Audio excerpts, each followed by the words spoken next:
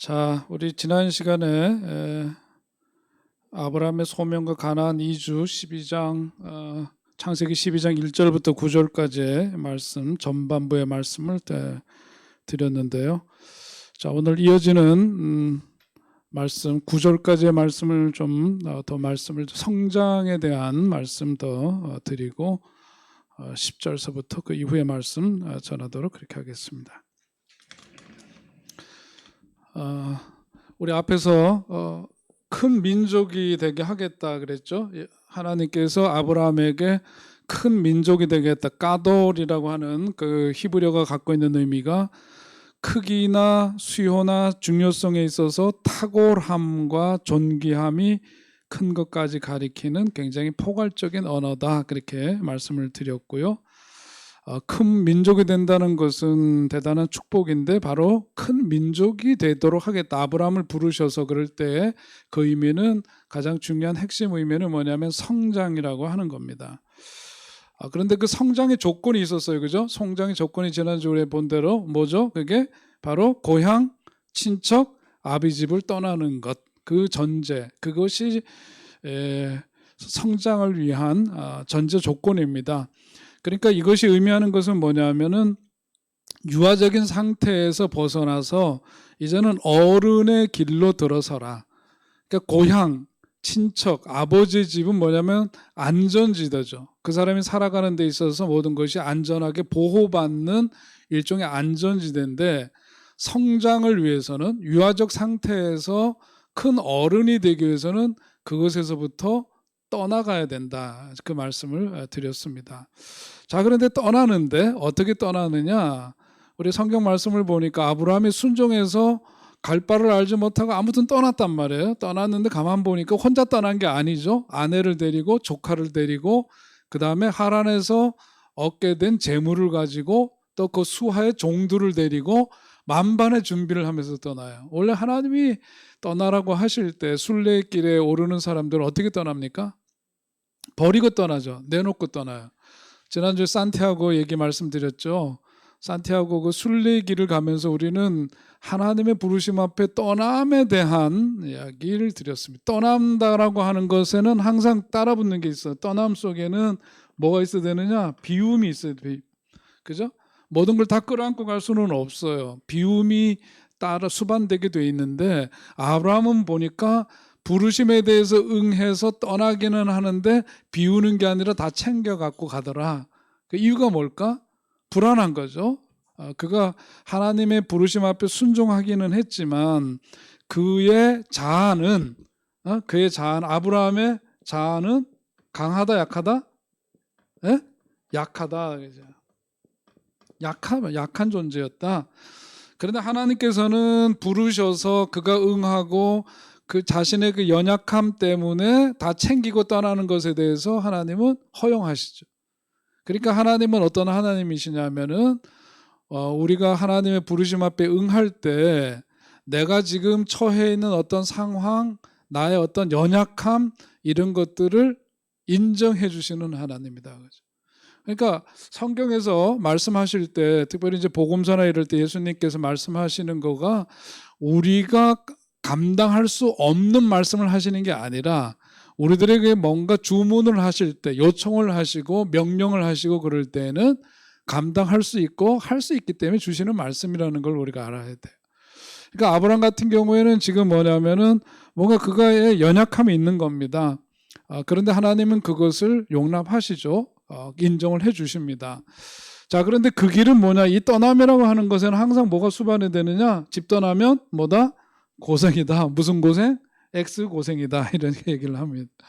고생길이다. 근데 이 고생이라고 하는 게 결국은 뭐냐면 우리가 달리 표현하면 영성 심리의 눈으로 보면은 어떤 이 떠남은 아까 뭐라 해서 성장을 위한 떠남입니다. 성장을 위한 떠남인데 이 떠남의 과정 속에는 뭐가 수반이 되느냐? 고생이 수반이 되는데 이 고생이라고 하는 것은 영성 심리의 눈으로 보면 우리 심령에 뭐냐면은 좌절의 근육, 좌절과 어떤 자기가 원치 않는 일을 버겁게 경험하면서 겪게 되는 그런, 그러니까 우리의 마음으로 보자면 좌절의 근육을 키우라, 그런 말씀 드린 적 있죠. 우리가 가면서 이 고생길이라고 하는 건 그런 겁니다. 익숙치 않은 거죠. 나한테 익숙치 않은 거고 그것에 대한 어떤 거부, 거절 이런 마음이 내 속에 있는 건데 이 과정을 통해 가지고 떠남의 과정을 통해서 수반되는 고생이 결국은 우리의 삶을 뭐로 이끈다? 성장으로 이끌게 될 것이다. 그러니까 세상이 내 뜻대로 되어야 한다라고 생각하는 걸 뭐라 그래? 유아적 사고라 그러면. 그죠?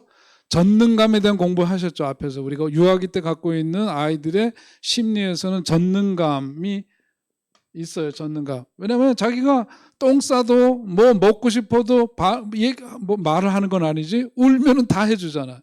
그러니까 자기 스스로 어떤 전능감을 갖고 있는데 이것이 이제 성장하면서 점점 뭐냐면 이것을 겪게 되는 거죠. 근데 이것을 통해야만 어디에? 성장에 이르게 된다. 그러니까 이런 이제 과정들을 통해서 우리들이 성장의 과정에 이르게 되는데 인간이라는 존재는 뭐냐? 그런 점에서 한번 다시 생각해 보면 인간이라는 존재는 어떤 여기서 중요한 것은 인간이라고 하는 것은 어떤 과정 속에 있다는 것을 우리들이 인정해야 돼. 과정 속에 있다. 어떤 과정 속에 있는 존재, 살아가면서 과정 속에 있다라고 하는 것은 멈추지 않고 뭔가 변화되는 일련의 그 여정 속에 있다는 것을 말하는 겁니다. 우리 인간이라는 존재는 어떤 픽스드, 고정되어 있는 그게 아니라 과정 속에서 살아가는 거죠. 자, 이 과정 속에서 우리는 변화하고 이 변화를 통해서 완성의 과정을 우리가 이행해 가는 거예요. 신앙에서도 우리가 신앙의 단계에서 우리 교리 시간에도 배웠지만 우리가 예수님 믿으면 어떤 단계라 그러죠? 그게 처음에 믿음으로 우리가 구원받았다는 구원의 확신을 갖게 될 때 그것을 우리는 중생을 체험했다. 중생, 거듭남을 체험했다라고도 얘기하고 또 뭐라 그래요? 양자로 하나님의 자녀가 되는 양자로. 그리고 대표적으로는 뭐냐면 칭의의 단계를 거치죠. 그죠? 칭의의 단계에서 내가 의로운 존재가 된 게 아니라 예수님으로 말미암아 의로운 사람이라고 일컫는 사람, 그것이 정당화된 존재, 칭의죠. 근데 여기에서 멈추는 것이 아니라 살아가는 날 동안 예수님 닮은 모습으로의 어떤 이행, 그 발달 과정이 있게 되죠. 성장의 과정이 있게 되죠. 그걸 뭐라 그래요? 성화라고 얘기를 하는 거고, 이 성화에서 웨슬리 목사님은 그 다음 단계를 우리 장로교 교리에서는 이렇게 표현하고 있지 않지만 여기에 뭐가 있느냐? 완전 성화, 퍼펙션, 완전의 단계에 이르른다 그래서. 근데 대개는 이 완전은 언제나 죽는 순간에 이르게 된다. 그런데 죽은 이후에 마지막 단계, 구원의 서정에서, 구원의 서정이라고 표현했죠. 그죠? 구원의 서정에서 이것은 내가 구원 받았다라고 하는 거고, 이거는 뭐예요? 현재적 구원이죠. 성화는. 구원을 이루어 가고 있는 거고, 여기는 뭐예요? 장차 이룰 구원. 이게 뭐예요? 영화죠. glorification. 영화이다. 마찬가지로 오늘 우리가 인간이 성장하는 데 있어서는 이런 어떤 과정을 통해서 변화를 겪고 변화를 통해서 완성에 이르게 된다. 자, 그런데 여기에서 내가 내 자신에 대해서 필요한 게 뭐냐면 내 자신에 대해서 허용과 수용이 필요해요. 이런 과정 속에 있다.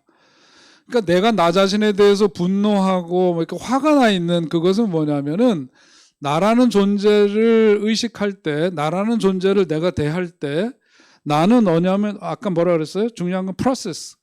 인간은 어떤 과정 속에 있는 존재라고 하는 의식을 갖고 있으면은 내가 내 자신에 대해서 그렇게 화낼 이유가 없어요. 왜냐하면 나는 여전히 지금 완전에 도달하기 위한 변화의 과정 속에 있는 존재니까. 그래서 우리가 뭐 흔히 하는 얘기로 우리가 살다가 뭔가 잘못하고 이랬을 때 내 자신에 대해서 너무 빡빡하게 대하지 말고 뭐라 그래? 나 아직도 여전히 공사 중이다. 그런 표현을 한다 그러잖아요. 그죠? 그렇죠? 끄떡끄떡 해주세요. 공사 중. 이게 뭐냐면 과정 중에 있다 이거지. 그러니까 우리가 우리 자신을 대할 때에 나는 지금 어떤 그 완성된 어떤 그 단계에 이르기 위한 여정 속에 내가 있다라고 하는 존재 의식을 갖게 되면은 내가 나에 대해서 그렇게 화낼 이유가 없어요. 그것을 용납하고 수용하면서 이 과정을 통해서 이렇게 변화해 가는 거죠. 이 과정 속에서 뭐가 변화가 되느냐? 우리들의 관심도 변화가 되고 우리들의 어떤 그 가치도 변화가 되고 우리들의 어떤 욕구 같은 것도 변화의 과정을 거치게 되는 겁니다. 자, 그래서 칼 로저스라고 하는 유명한 정신과 의사죠. 그 아주 유명한 분이잖아요. 그 칼 로저스가 이야기하기를 바람직한 삶이란 과정이고 목표가 아니라 뭐다? 방향이다. 여러분 교재에 지금 있는데 거기 있어요. 과정이다. 방향이다. 목표가 아니라 방향이고 그 선택에 의해 선택한 것에 의해서 변화가 되는 거다. 이 여정 속에서 방향 중요하고 이 방향은 누가 결정해? 내 몫이다. 내 선택의 몫이다. 자, 그러면서 이 성장이라고 할 때 성장에 대한 의미를 좀 더 우리가 사전적으로 보면은 뭐냐면은요. 인간의 성장이라고 하는 것은 전 생에 걸쳐서 어떤 자라는 거잖아요. 자라는데 뭐가 자라요? 시간이 더해가면서 뭐가 자라요? 신체적으로 자라죠. 또 뭐가 자라요? 인지적으로도 자라죠. 그죠? 그래서 아이들이 어떤 학습이나 이런 걸 통해서 IQ라는 게 그런 거예요. 인지 능력이 발달되는 거죠. 또 뭐가 발달돼요? 자라면서 정서적으로도 발달. 어린아이의 생각과 어른의 생각이 다르죠.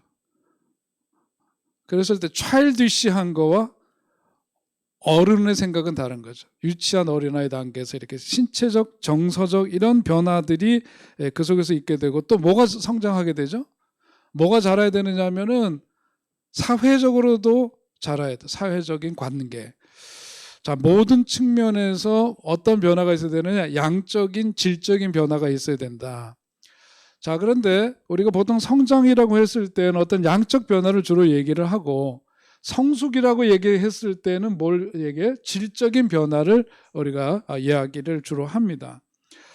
성장이라고 하는 건 그런 점에서 보자면은 뭔가 세포가 분열이 되고 증식이 되면서 크기와 수가 더해가는 것을 일종의 성장이라고 얘기할 수 있죠. 그죠? 그리고 성숙이라고 하는 것은 적응력이 증가하거나 구조나 기능이 정교해지면서 발생하는 어떤 질적인 변화를 말하는 거예요. 그래서 성장과 성숙 이 두 가지를 합해서 우리 그 심리학 공부할 때 우리 에릭 에릭슨의 8단계 공부했죠. 그죠? 기억나요? 거기에서 얘기할 때 이런 걸 일컬어서 우리는 뭐라 하냐? 발달이라고 하는 겁니다. development. 그로스, 성장과 성숙, maturation 혹은 이렇게 성장과 성숙을 합해서 자라면서 성장만 있는 게 아니라 이런 변화가 있게 되는데 여기에서 중요한 것이 뭐냐면 관계입니다. 관계. 성장에 있어서 가장 중요한 것은 관계.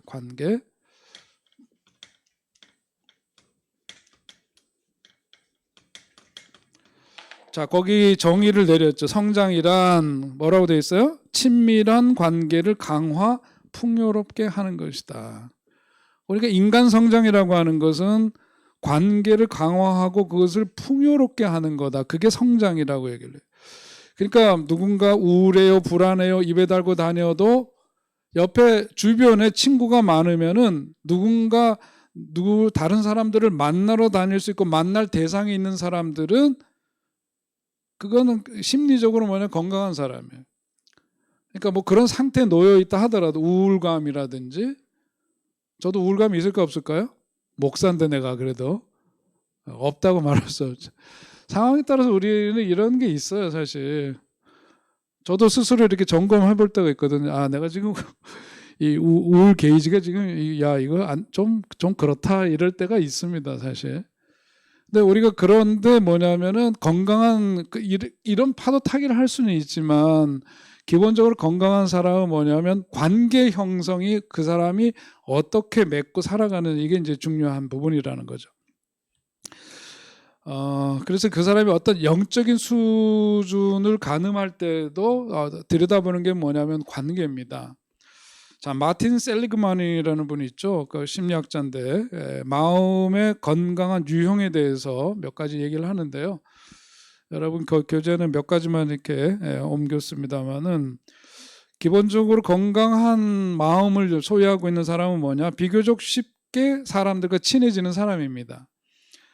사람들에게 의지하면 마음이 편해지는데 반대로 나에게 의지하는 사람이 있어도 편안해야 돼. 이게 다 돼야 되는 거죠.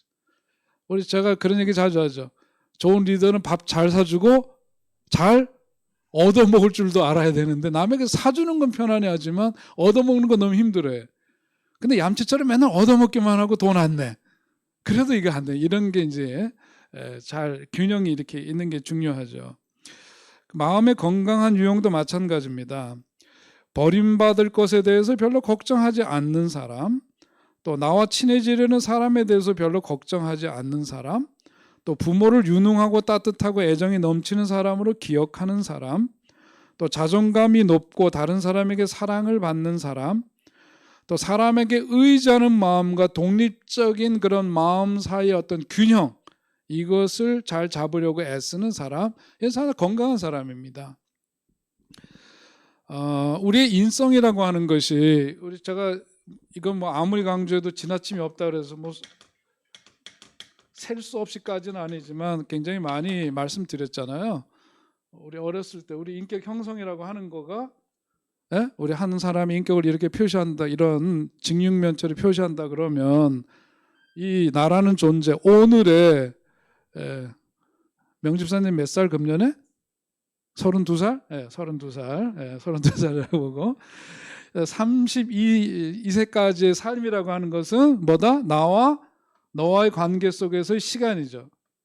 그래서 이것을 뭐라 그랬어요? 어떤 비헤이비어, 우리들의 어떤 행동 양식, 외화된 행동 양식이라고 하는 것은 적분 공식을 갖고 얘기했어요. 그죠? 인테그럴, 머리 뜨끈뜨끈해지죠.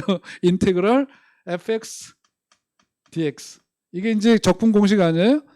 우리들이 나타나는 지금의 행동 양식이라고 하는 것은 태어날 때서부터 32세 될 때까지의 32년 곱하기 365일 곱하기 24시간 곱하기 더할까? 60분 곱하기 이렇게 어마어마한 시간 동안 나와 너와의 관계에서 형성된 것이 뭐냐?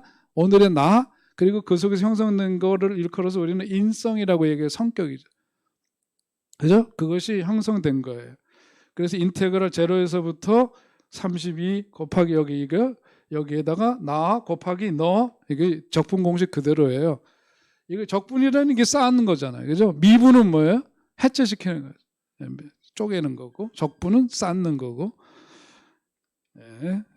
수학 얘기만 하면 진저리 치는 분들이 덜어 있는데 이렇게 이해를 해. 그 인성이라고 하는 것은 결국은 뭘 얘기하려는 거예요? 제가 지금 관계에 대한 얘기를 하는 거죠. 어린 시절에 의미 있는 관계에 의해서 형성이 돼. 그래서 여기서 너라고 하는 존재는 막연한 대상이 너가 아니라 가장 어렸을 때는 이 너가 누구라 그랬어요? 주양육자라 그랬죠. 예, 맞아요. 주양육자. 그 다음에 이걸 이제 자라면서는 주양육자에서 벗어나죠. 그죠? 그래서 그걸 뭐라 그래요? significant others. 의미 있는 다른 대상이죠. 의미 있는. 그 사람의 삶에 의미가 있는 어떤 타자. 이 사람과의 관계. 이것에 의해서 이것이 결정되는 거다. 자, 이제 성장을 얘기하기 위해서 이제 이런 말씀을 드리는데, 이 관계 의지라고 하는 것은 쾌락 의지, 권력 의지, 어떤 의미의 의지보다도 더욱더 강하다고 합니다. 왜냐하면은 우리가 쾌락과 권력과 의미에 대한 우리 인간적인 욕구를 충족시킬 수 있고 어떤 다른 심리적인 욕구를 충족시킬 수 있는 것은 오직 의미 있는 관계 안에서 그런 것이 비롯되기 때문에 그래요. 아시겠죠? 네. 그래서 어떤 그 위기를 극복하고 성장을 지속적으로 이루기 위해서는 마음의 어떤 그 갈증을 채워주는 깊은 관계가 필요합니다. 깊은 관계.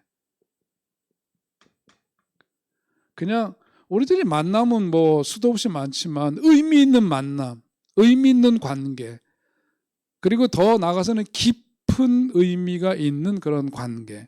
이제 그것이 정기적으로 믿음직스럽게 내 삶 속에서 있을 때 그때 뭐가 이루어진다? 잊어버렸구나 주제. 결국 지금 얘기 주제는 뭐예요? 여기 벗어나면 안 돼요. 여전히 여기 살아있어요. 성장이에요. 성장. 그랬을 때 성장이 이루어진단 말이에요. 그러니까 인간 관계에서 자신을 지지해주는 지지 체계가 빈곤해지면은 뭐가 되느냐? 정서적인 영양실조에 걸려요. 그리고 성장의 감소를 가져오고 그렇습니다. 그래서 내가 오늘 살아가는데 나와의 관계를 한번 여러분들 생각해 보시라요. 나는 어떤 지지 체계를 갖고 있는가? 목사로서 저는 사는데 성도들의 어떤 그 두터운 지지 체계가 없으면 목회하기가 어렵겠죠, 그죠? 가정에서 가족들로부터의 지지 체계가 세워져 있어야 되고, 또 바깥에 나가서는 교회든 바깥에서 일반 관계에서든 그런 지지 체계가 있을 때 이 사람이 건강하게 살 수가 있고, 정서적인 영양실조에 빠지지 않고 성장의 감소가 아니라 어떤 성장이 이행이 될 수 있는 이제 그런 근거가 거기에서 나오는 겁니다. 그러니까 관계가 좀 풍요로운 게 좋다. 그게 건강한 삶을 위해서는 필요하고, 그 관계가 빈약할수록 사는 맛이 재미가 없죠. 사는 맛이 없는 거예요. 살 맛이 안 난다. 그렇게 얘기될 수 있는 겁니다. 자, 이런 것이 이 관계 맺기에 있어서 여기서 아까 얘기했던 대로 가장 밑바닥에 내 인생의 어떤 그 영유아기 어렸을 때에 여기에서 그러니까 누가 주 양육자라 그랬으니까 부모의 관계겠죠, 그죠? 이 부모의 관계가 수용적이고 또 그 부모가 자기를 바라보면서도 아유 저 자식 우리 집에 없었으면 어떻게 할 뻔했어 이렇게 감사하는 마음이 있고 수용적이기도 하고 귀하게 여기고 그럴 때에 그 아동은 일생 동안 그것이 지금 여기가 뭐냐면 우리 그 에릭 에릭슨의 발달 단계에서 얘기할 때 가장 요 밑바닥에서 어렸을 때 0세에서부터 18개월 2세 될 때까지 가장 중요한 게 뭐라 그랬어요? 예? 애착이죠. 애착. 어태치먼트. 이 애착 관계가 가장 중요하단 말이에요. 그러니까 이때에 이 관계가 튼튼히 아까 수용적이고 감사하고 귀하게 여기고 이런 체험을 통해서 뭐가 생기느냐? 심리적인 방패막이 생기는 거죠. 예? 거칠고 험한 세상을 앞으로 이제 더욱더 살아가는 삶의 영역이 확장될 텐데 그 속에서 예기치 않은 어떤 관계, 어떤 도전, 어떤 위험, 어떤 불안의 요소들을 만날 때에도 그것을 대면할 수 있는 심리적인 방패, 그 힘이 이제 여기서 형성이 된다. 관계 맺기가 성장하는 데 있어서 가장 중요한 부분이라는 것을 거듭 말씀을 드리는 거예요. 그러므로 우리가 성장을 위해서 해야 될 작업이 있다. 내 삶이 성장하기 위해서 필요한 게 뭐냐? 자기 자신에 대해서 다른 사람에 대해서 뭘 하는 게 중요하냐? 신뢰가 중요하다. 신뢰. 의심하는 사람 있죠. 의심. 뭐든지 의심이 많아. 그건 뭐냐면 이 부분에 약간 뭔가 결함이 있을 수가 있다. 한번 살펴보면 그럴 요소들이 있는 거죠. 그러니까 우리가 성장을 위해서는 어렸을 때는 이건 내가 선택한 게 아니잖아요. 그죠? 주어진 일종의 환경이에요. 주 양육자가 누구인지 내가 결정한 게 아니잖아요. 그러니까 나한테 주어진 일종의 환경이라고 할 수 있는데 자기가 이제 성장해서 이제 큰 성인이 되어서 우리의 삶이 내가 원치 않게 이런 속에서 애착 관계도 문제가 있었고 삐뚤어지고 깨진 어떤 상처들이 성장하는 과정 속에서 있었지만 내가 이제 이게 뭐예요? 성인이 되어서도 여전히 과거의 역사의 결과물로서의 나로만 규정할 게 아니다. 우리는 뭐냐면 학습을 통해서 그리고 자기 성찰을 통해서 이것을 새롭게 바뀔 수 있는 가능성과 능력을 우리가 갖고 있고 그래서 제가 자주 또 드리는 말씀 가운데 하나는 뭐예요? 내 인생의 전기를 새롭게 써라. 그러니까 이제까지 내가 내 삶에 대해서 제1장 유년기의 삶, 태어나서부터 유년기의 삶, 제2장 아동기에서의 삶, 3장 청소년기의 삶, 연대기적으로 내 삶에 대해서 그냥 서술식으로 해왔던 것에 대해서 내 삶의 전기를 시간적인 어떤 서술이 아니라 의미를 새롭게 부여하면서 재해석해서 내 인생을 새롭게 정리를 하는 게 필요하죠. 자, 우리가 오늘 새벽 기도에도 잠깐 얘기했는데 장석주 시인이죠. 장석주 시인이더라고. 황이 아니고 장석주 시인이 한 글 가운데 그런 부분들이 있었어요. 근데 우리가 어떤 행불행이라고 하는 게 사실 누구지? 송명희 맞죠? 송명희 시인이 뭐래요? 공평하신 하나님이래. 말이 돼, 안 돼? 말이 안 되는데. 그분은 1급 중증 장애인이에요. 근데 그분은 하나님은 공평하신 하나님이래. 어떻게 그런 고백이 가능하지? 신앙이기 때문에 그냥 그리고 말 일이 아니라 왜 그런가 생각을 해보면 우리의 삶이라는 게 행복과 불행이라고 하는 것은 누구나 다 사실은 보세요. 햇빛과 비가 햇빛이 쪼이고 비도 있고 그런데 우리가 햇빛은 누구에게만 많이 쏘이고 누구는 적게 쏘이고 그런 게 아니에요. 그죠? 그런데 똑같은 햇빛을 우리가 쏘이지만은 어떤 사람은 그 햇빛을 뭐라고? 따뜻하다고 느끼고 어떤 사람은 그 햇빛을 그 햇빛 속에 있으면서도 추위를 느끼는 사람들도 있고 그래요. 오늘 우리가 살아가면서 어떻게 보면 내 인생에 있어서 불행과 행복이라고 하는 것은 일종의 총량제. 누구에게나 다 어떤 동일한 그걸 객관적인 수치로 얘기할 수는 없지만 살다 보면은 행도 있고 불행도 있고 다 있는 거예요. 그죠? 이것만 있는 사람이 있어요? 이것만 있는 사람이 있을까? 없을 거예요. 어떤 사람들은 자기 자신의 삶을 이야기를 하면서 나의 인생은 완전히 어떤 사람? 불행하다라고 규정하는 사람들이에요. 근데 이거는 사실 옳지 않은 규정이죠. 부부관계에서도 보면은 가까울 때도 있고 멀어질 때도 있고 그런데 모든 순간들이 다 불행했을까? 불행했으면 처음부터 결혼이 안 되지. 그렇죠. 살아오는 여정 속에서 행복한 때도 있고 불행한 때도 있는데 우리는 무엇을 붙들고 살아야 돼? 말하기 싫어요? 마스크 꼈다고 지금 버티는 거예요? 예? 진짜로 물어보는 거예요. 행복한 때도 있고 불행한 때도 있지만 우리는 살면서 뭘 기억하고 삶는 게 나아요? 행복한 시간들 이런 것들을 킵하는 게 낫지. 이거를 붙들고 살면서 내 인생은 맨날 불행하다 그러면은 어떻게 하겠냐고. 그죠? 그렇다고 다시 살 수도 없는 거고. 근데 이게 나를 속이는 게 아니라 내 삶에 있어서 이런 부분들이 존재하는데 어느 쪽을 붙들고 내 삶을 갖고 갈 거냐의 문제. 에? 그게 오늘을 살아가는 데 있어서 그런 게 필요한 거죠. 그런 게 필요한 거예요.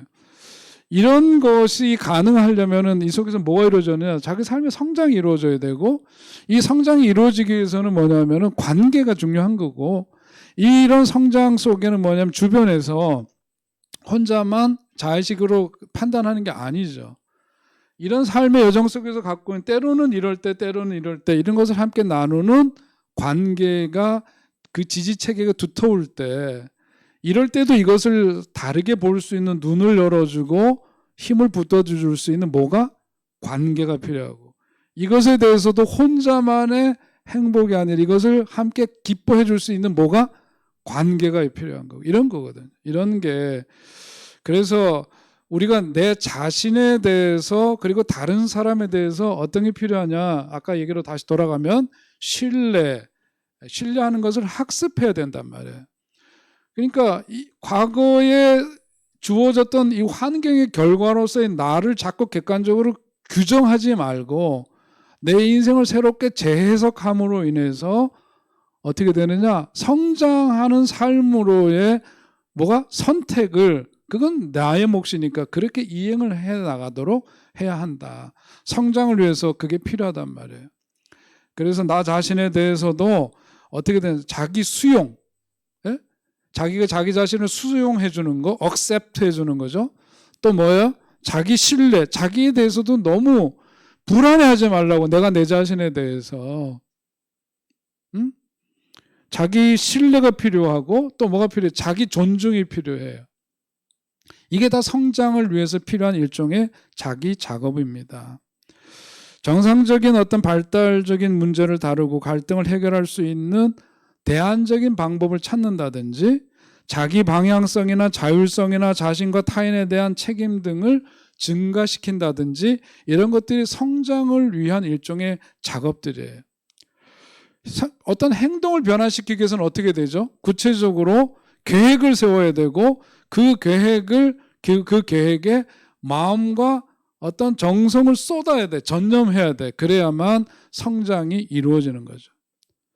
그리고 그 성장이라고 하는 건 아까 얘기했던 그 관계의 중요성 때문에 성장이 이루어지기 위해서는 다른 사람들의 요구, 다른 사람들이 느끼는 느낌에 대해서 좀 더 센시티브, 감각적이고 민감할 필요가 있다.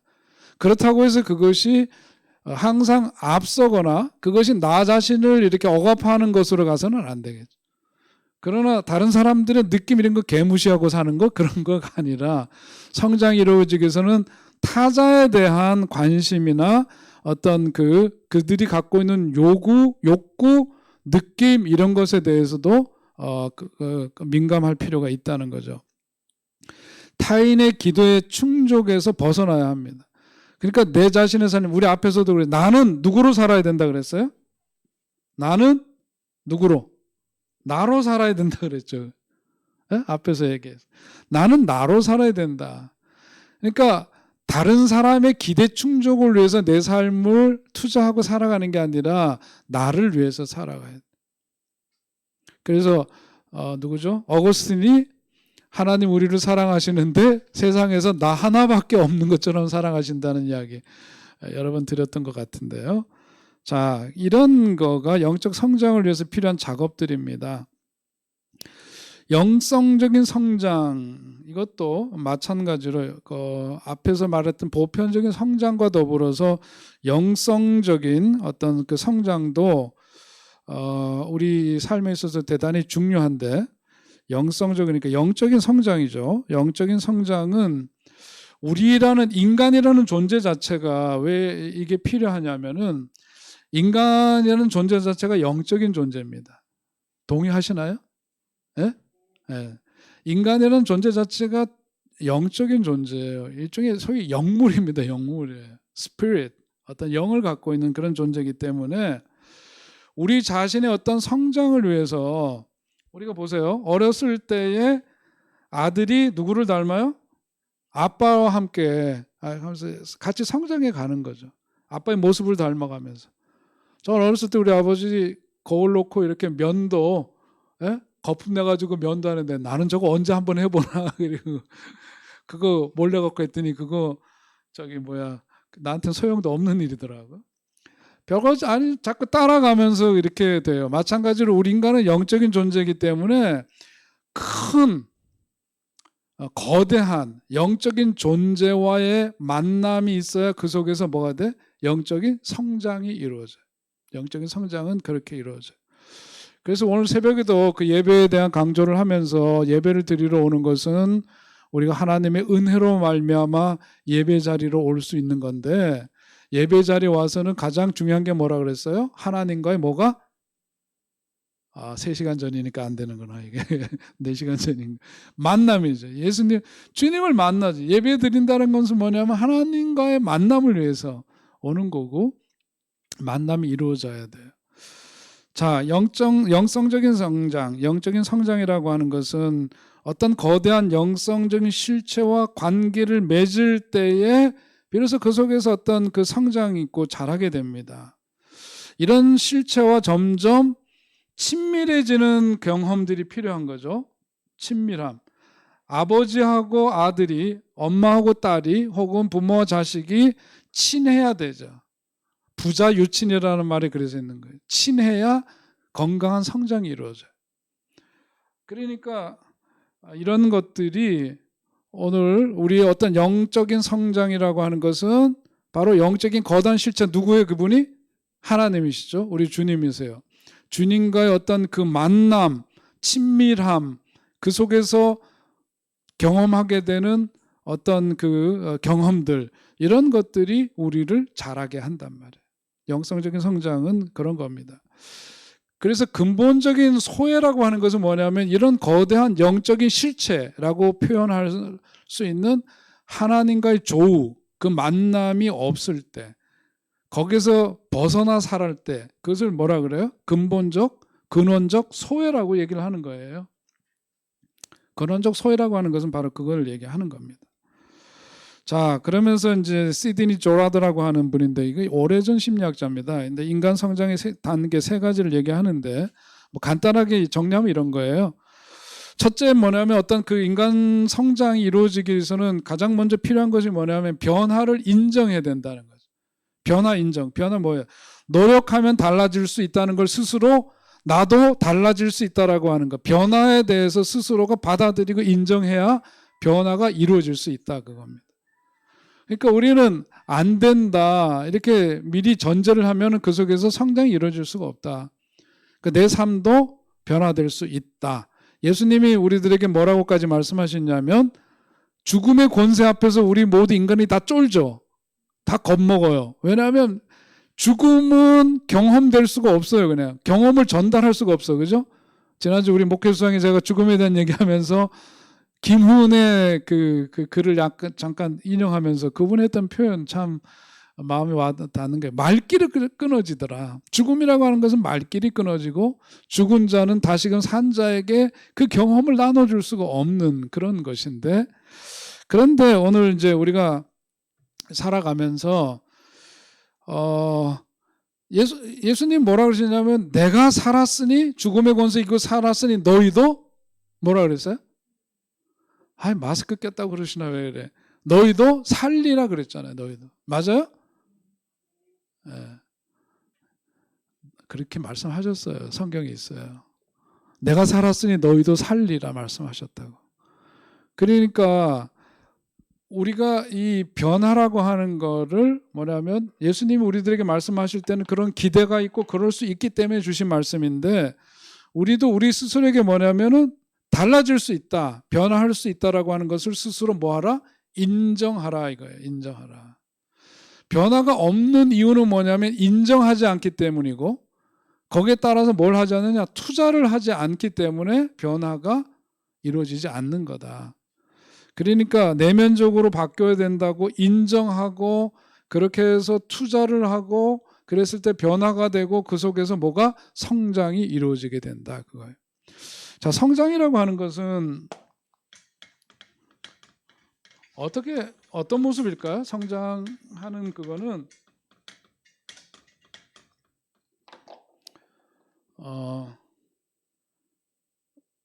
성장이라고 하는 거가 내가 이런 노력을 하고 투자를 하고 마음의 결단을 내리고 이런다고 해서 딱딱 달라지는 게 아니죠. 그죠? 뭔가 노력을 하는데 변화가 없어요. 그런데 어느 순간 변화가 일어나요.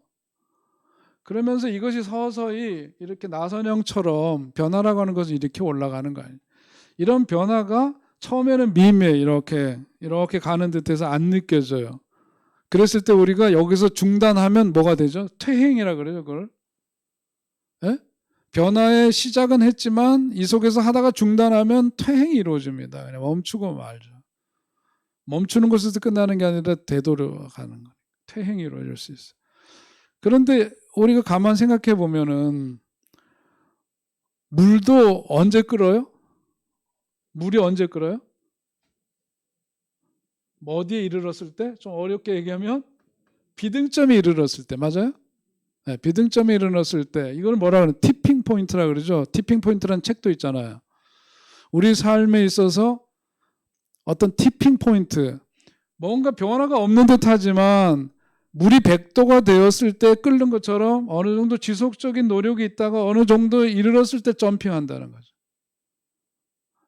이런 식으로 가는데 이것을 보통은 나선형으로 이렇게 어느 한쪽을 향해서만 이렇게 흘러가는 게 아니라 이런 것으로 성장은 나선형이라고 그렇게 보통 표현을 합니다. 그러니까 노력을 해도 안 된다고 멈추는 순간 퇴행이 이루어지기 때문에 비등점, 티핑 포인트에 이르기까지 우리는 꾸준히 성장을 위한 노력을 멈추지 말아야 될 필요가 있는 거예요. 여기에 이제 이르지 못하게 되면 원점으로 돌아가는데 이때 필요한 사람이 있어요. 이럴 때 누가 필요하냐? 리더가 필요하고 개인으로 보자면은 누가 필요해? 멘토가 필요하고 이런 거죠. 그래서 옆에서 붙잡아 주는 거죠. 계속해서 이 성장을 멈추지 않도록, 그래 원점으로 돌아가지 않도록 그렇게 합니다. 이럴 때 더욱이 필요한 게 뭐냐? 우리들에게 기도가 필요한 거죠. 이따가 이제 또 말씀드리겠는데요. 이렇게 해서 이제 업이 안 되면, 여기서 업이 안 될 때 실망하게 되는데, 이럴 때에 우리가 봐야 될 건, 아까도 성장할 때 뭐 자기 수용, 자기 신뢰, 자기 존중 이런 말씀드렸잖아요. 그러니까 이럴 때에 자기 자신에 대해서 지나치게 강박적으로 대할 필요가 없다. 나는 뭐다? 과정 속에 있다. 아까 얘기했죠. 나는 이 과정 속에 있는 존재다. 그걸 받아들이면서 스스로 수용하면서 가면은 퇴행이 이루어지지 않고 어느 순간인가 티핑 포인트에 이르렀을 때 진보를 이루게 되고 성장을 이루게 된다. 그 성장의 체험은 성장의 체험이라고 하는 것은 어떤 것으로 오냐면 깨달음으로 오는 거예요. 깨달음으로 오는 거고, 어떤 그 삶의 의미를 깨닫듯이 성장이라고 하는 그 속에서 우리들이 어떤 그 깨달음의 폭이 넓어지는 거죠. 깊어지는 거죠. 그것이 성장입니다.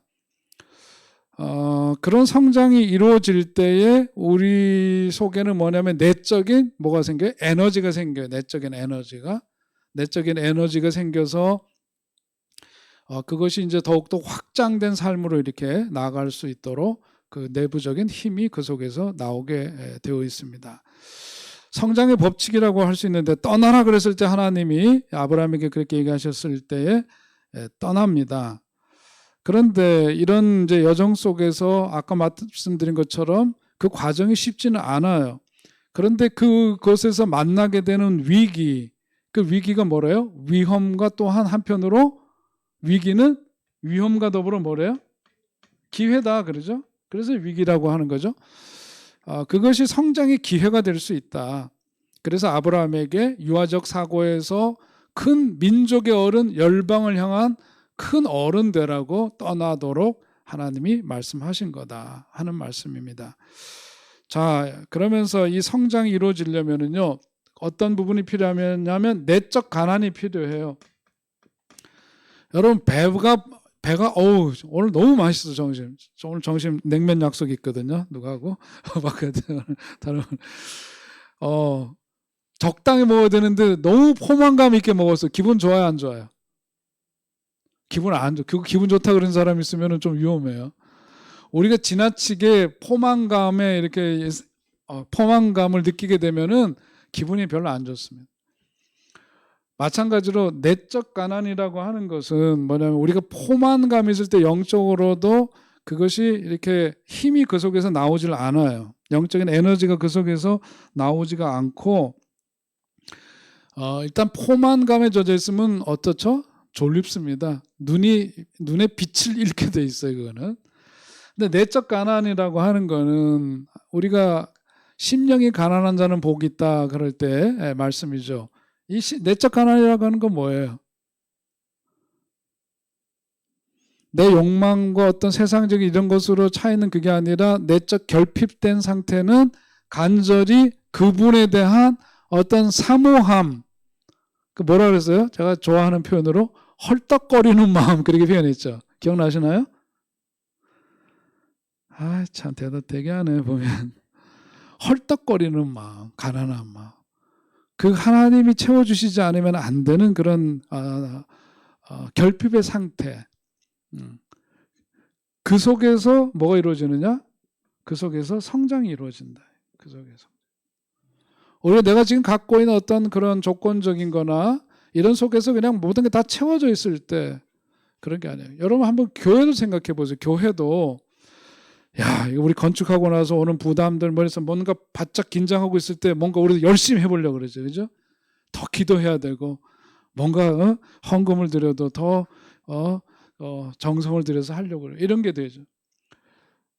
요즘 코로나 이렇게 지나고 나니까 지내면서 보니까 제일 자랑질하는 교회들면 우리 교회 빚 없다 이런 교회들이 그런데 그게 꼭 좋은 것만은 아니에요.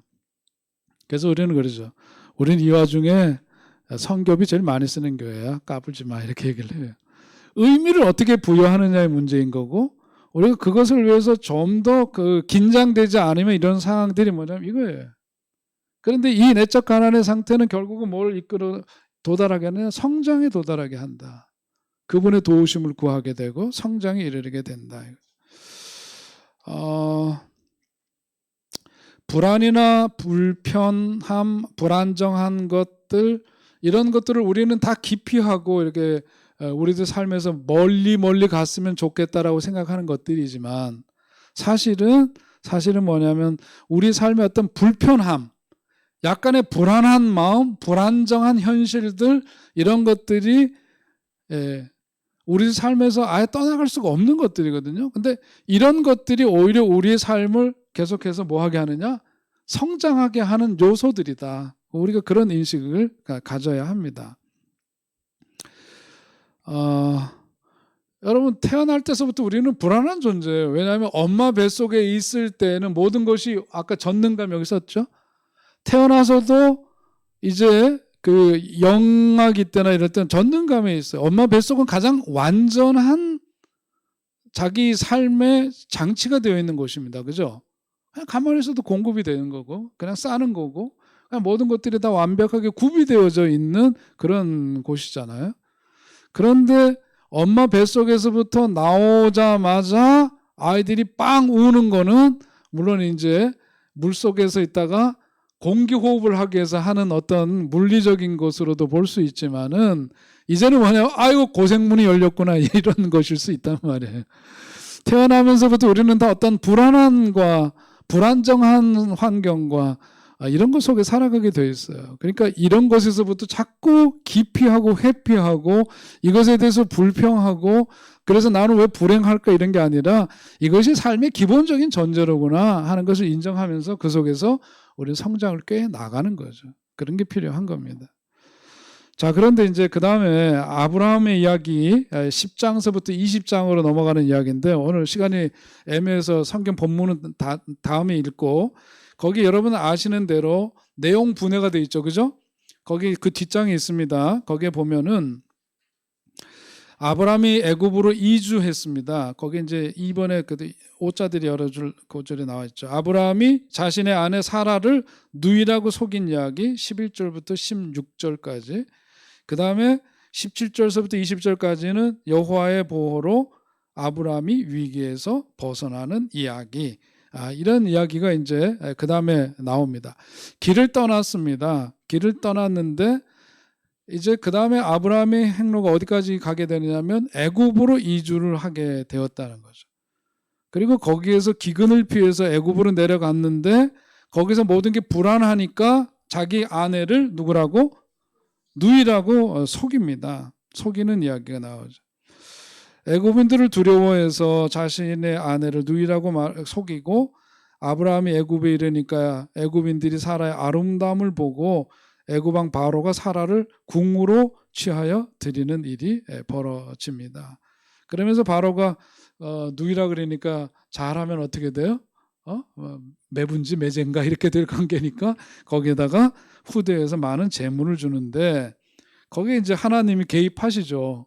하나님의 계획에서 지금 잘못된 거예요. 이게 하나님이 지금 그리고 있는 그림에서 아브라함이 지금 얘가 지금 딴짓하는 바람에 이게 이거 엉뚱한 것으로 흘러가게 되면 하나님의 구속사적인 역사의 시작부터 이거 잘못되게 돼 있는 거예요. 그러니까 하나님이 다급하게 개입을 하십니다.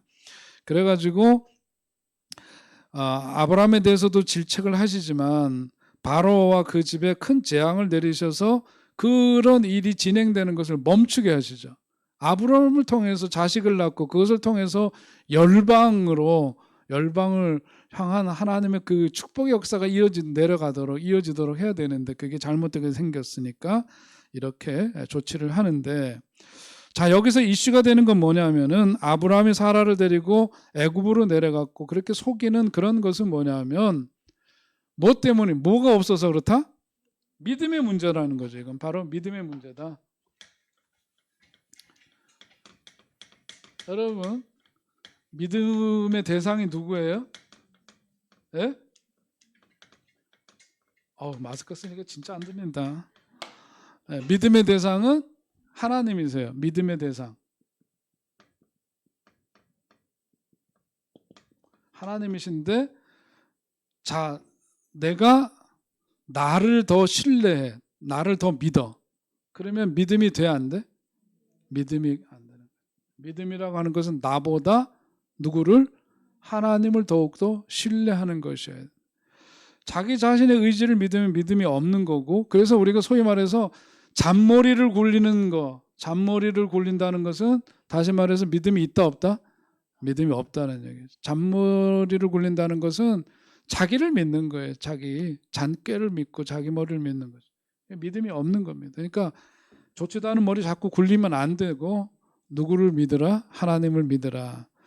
자, 이 믿음이라고 하는 것이 왜 중요하냐면은, 믿음이라는 게 잘못하면은 굉장히 비현실적으로 보일 때가 있어요. 현실성이 떨어지고. 그래서 기도를 해도 뭐 기도가 내 뜻대로 이루어지지 않고 그러다 보면은 현실성이 떨어지죠. 그러면 믿음이 허약해지고 그렇습니다.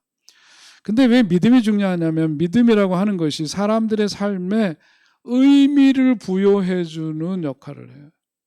예? 의미를 부여해준다고. 그러니까 사람의 삶에서 가장 힘든 게 뭐냐면은, 삶의 의미를 찾지 못했을 때, 삶의 의미를 찾지 못했을 때 그 사람은 삶에 대한 어떤 욕구를 상실하게 돼요.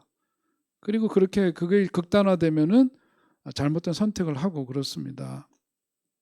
믿음은 희망은 삶의 의미와 동기를 부여하기 때문에, 그리고 무엇보다도 막연한 믿음이 아니라 우리가 믿는, 아까 우리가 하는 그런 외적인 표현으로 보자면 거대한 영적인 실체, 누구라 그래서 하나님이죠. 그런 신적 존재에 대한 깊은 믿음을 갖고 있어야 한다. 우리가 살면서 우리 삶은 말이에요. 우리 신앙의 세계라고 하는 것은 현실만이 아니라 우리 뭘 믿어요? 초월을 믿어요. 초월적 존재. 하나님은 초월적 존재이고, 우리 신앙생활이라고 하는 것은 초월적, 이 초월에 대한 것을 우리는 초월적 관점을 갖고, 그래서 초월에 대해서 믿는 거죠. 이 초월로 나타나는 그 기현상을 뭐라 그래요? 우리는 기적이라고 얘기를 합니다. 그죠? 기적이라고 얘기를 해요. 기적은 믿음의 활력을 부여하는 굉장히 중요한 기능을 갖고 있습니다. 그러니까 우리가 어떤 믿음을 가지려면, 여러분 봐요. 100군데만 올라가도, 100군데가 어디 있는지는 아시죠? 100군데만 올라가도요, 저 아래 동네들이 저 우이동 도봉동에서부터 저쪽이 쫙 이렇게 100군데에서 보이는데, 저는 고등학교 때 100군데 좀 갔었어요. 그 어린 마음에도 뭐냐면 100군데 올라가가지고, 인수봉은 못 가지, 완전 돌산이니까 그건 장비가 있어 올라가고, 100군데가 인수봉보다 더 높은데 거기는 어쨌든 기어서 올라가면 되는 거니까 올라가서 이렇게 내려다 보면은, 거기서 복작거리면서 시기, 미움, 질투, 분노 등등등등 이리고서는 아웅당하면서 살아가는 인간, 어떤 그 세상 현실이나 이런 것들이 정말 핫잖아. 산에만 올라가도 그래. 초월 의식을 갖는다라고 하는 건 그런 체험이죠. 그런 게 필요해요. 우리 신앙생활이라고 하는 거는 우리 현실을 무시하는 게 아니라 현실을 넘어선 어떤 그 체험을 통해서 이걸 다시 조명해 보는 거거든요. 자, 이런 가운데에서 우리들이 세상 살아가는 데 있어서 우리보다 더 광대하신 분, 영적인 실존하시는 그분에 대한 뭐가? 믿음이 우리들에게 필요해요. 그 믿음이 결여되어 있을 때 나타나는 현상이 뭐냐? 아브라함이 자기의 아내를 누이라고 속이면서 자기 생명을 보존하려고 했던 잔머리, 이런 것들이 다 믿음 없음으로 인해서 생겨나게 되는 결과다 얘기할 수 있죠. 자, 여기서 우리가 또 보게 되는 것은 뭐냐면, 이런 상황 속에 있을 때 아브라함이 그 다음에 보니까 13장에 가면 단을 쌓은 이야기가 나오는데, 여기 보면은 뭐가 없느냐면 기도가 없어요. 그죠? 기도가 없어요. 기도라고 하는 건 뭐냐면 하나님과의 대화인데, 하나님과 대화를 하면서 가장 먼저 우리들이 자주 하는 게 뭐예요? 우리 순 한국말로 제가 표현했는데 털어놓기입니다. 털어놓기. 나의 모습이 있는 그대로를 하나님 앞에 털어놓는 거. 그게 기도죠. 아브라함 같은 경우에 이런 상황 속에 있을 때 자기의 털어놓기가 있었어야 돼요. 그죠? 그런데 그는 뭐냐면은 머리부터 굴렸어요. 믿음으로 출발한 여정이었지만 다급한 상황이 되니까 하나님을 직시하고 믿기보다는 자기의 잔머리를 굴려서 자기 예쁜 사랑스러운 아내를 누이라고 속이고 목숨을 보존하려고 했다. 그러니까 여기서 우리가 알 수 있는 건 뭐냐면 불안한 상태에 있을 때, 불안한 상태에 있을 때는 어떤 결정을 해라 마라, 해라 마라 결정을 해. 여러분 어떤 그 당황스러운 현실이 있을 때 그때 속단을 하면 안 돼요. 결정을 그때 하는 결정들은 좋지 않은 결정, 더 좋은 결정을 할 수 있음에도 불구하고 나쁜 결정을 하기가 쉬워요. 그러니까 뭔가 이렇게 화급하게 막 이렇게 몰리는 상황이 되었을 때 그럴 때 정신 바짝 차리고 뭘 해야 돼? 기도를 해야 돼. 기도를 할 때 기도는 털어놓기라 그랬고 이 털어놓기 가운데 하나님께서 우리를 만나 주시는데 이런 그 다급한 상황 속에서 기도를 할 때 그 속에 뭐가 생기느냐면 룸이 생기는 거예요. 룸은 뭐예요? 여기도 룸이죠. 공간입니다. 이런 다급한 상황 속에서 그것을 조명할 수 있는, 다시 볼 수 있는 일종의 공간이 확보되면 보던 게 달리 보여요. 보세요. 장기판이나 바둑 두는데 누가 더 잘 둔대? 두는 사람보다 훈수 두는 사람이. 훈수 두는 사람은 왜 더 잘 볼까? 마음을 비우고 자기랑 이해관계가 되는 게 아니니까 마음을 비우고 어디서 한 치 건너서 보는 거거든요. 여기서. 바둑이나 장기 두는 사람들은 맞대거리 앉아가지고 그 장기판이든 바둑판만 들여다보고 상대방이 두는 그 수만 보고 있는데 거기서 한 걸음 뛰어서 이렇게 보면 양쪽이 다 보이는 거예요. 거리를 두니 그게 뭐 이게 여러분. 우리가 어떤 속상한 일이 있고 그럴 때 뭔가를 결정하면 안 돼. 그럴 때 한 걸음 물러서서 자기 나름대로 뭘 가져야 돼? 룸을 가져야 돼. 마음의 룸, 시간적인 어떤 룸을 가져야 되죠. 그랬을 때 우리는 좋은 결정을 할 수가 있습니다. 자, 이렇게 기도를 하지 않고 가니까 그 다음에 일이 더 꼬이게 돼요. 어떻게 되느냐면 내가 당신 사랑하지만 내 아내지만 당신 누이라고 합시다. 이렇게 얘기하니까 사라가 뭐라 그래요? 오케이 했어요? 안 했어요? 안 나와요? 성경에? 뭐라고 했어요? 그대로 따랐으니까 그렇게 됐겠지. 그걸 뭐라 그래요? 방어 기제로 그것을 뭐라 그러냐? 융합이라고 얘기를 하는 겁니다. 융합이 이루어졌다. 영어로는 merge라고 해요. 이쪽 교회와 저쪽 교회가 함께 merge했다, 통합했다는 것처럼 이걸 융합이라고 얘기를 하는데 아브라함이 했던 이런 것에 대해서 사라도 거부하지 않고 융합이라는 방어 기제를 썼다고 볼 수 있죠. 아브라함이 자기를 버릴까봐 그럴 수 있는 거예요. 이런 위급한 상황이 됐을 때 이렇게 안 했다고는 나도 어떻게 될지 모르겠어요. 위험해져. 여기도 믿음은 간데없이 불안한 마음이 결국은 아브라함의 마음과 하나가 되었어요. 짝짝꿍이 되었어요. 그게 융합입니다. 융합이라고 하는 것은 거기에 정의를 썼죠. 뭐라고 되어 있어요? 읽어볼까요? 융합이란 가까운 관계에 있는 두 사람이 서로 간에 차이점이 없다 여김으로써 발생하는 접촉 경계 혼란이다. 접촉 경계 혼란입니다. 이거 건강한 게 아니죠. 그러니까 융합 관계에 있는 두 사람을 보면 겉으로 보기에는 굉장히 사이가 좋아 보이죠. 그죠? 서로 격려하고 서로 사랑하고 서로를 극진히 보살펴주는 그런 관계로 보일 수 있지만 사실은 뭐냐면 서로 살기 위해서 뭐 하는 관계? 의존적인 관계. 융합은. 서로 의존할 뿐이지 자립적이고 독립적인 게 아니에요. 그런 결정을 하게 됩니다. 자, 여기서 이제 우리가 보게 되는 것이 아브라함의 성격 가운데 어떤 단점을 보게 되는데 그게 바로 피터팬 증후군이라고 할 수 있습니다. 여기는 이제 다음 시간 그거 하면서 이제 그 다음 얘기로 넘어가도록 하겠습니다. 오늘 시간이 되었어요. 35분이기 때문에. 질문 있으세요? 없으세요? 네, 기도하겠습니다. 하나님, 오늘도 저희들에게 또 이 아침 좋은 만남 주시고 또 주님의 말씀을 또 새로운 눈으로 읽고 또 우리의 삶 속에 조명하게 하시니 감사합니다. 그 말씀이 우리의 삶 속에서 정말 건강한 삶으로 이어질 수 있도록 주님께서 함께 해주시고 우리들에게 지혜 주시고 또 새로운 깨달음 주신 것을 통해서 우리의 삶이 더욱더 성장에 이르를 수 있도록 인도하여 주옵소서. 우리 다음 주에 또 명절을 맞이하게 되는데 귀하고 복된 시간 또 새로운 쉼을 얻고 가족 간의 유대와 또 깊은 사랑을 체험하는 복된 시간 되게 하여 주옵소서. 다시금 만날 때까지 주님의 은총이 이 자리에 함께 모든 이들에게 함께 해주시기를 비옵고 감사드리며 예수님의 이름으로 기도하옵나이다. 아멘. 수고하셨습니다. 네.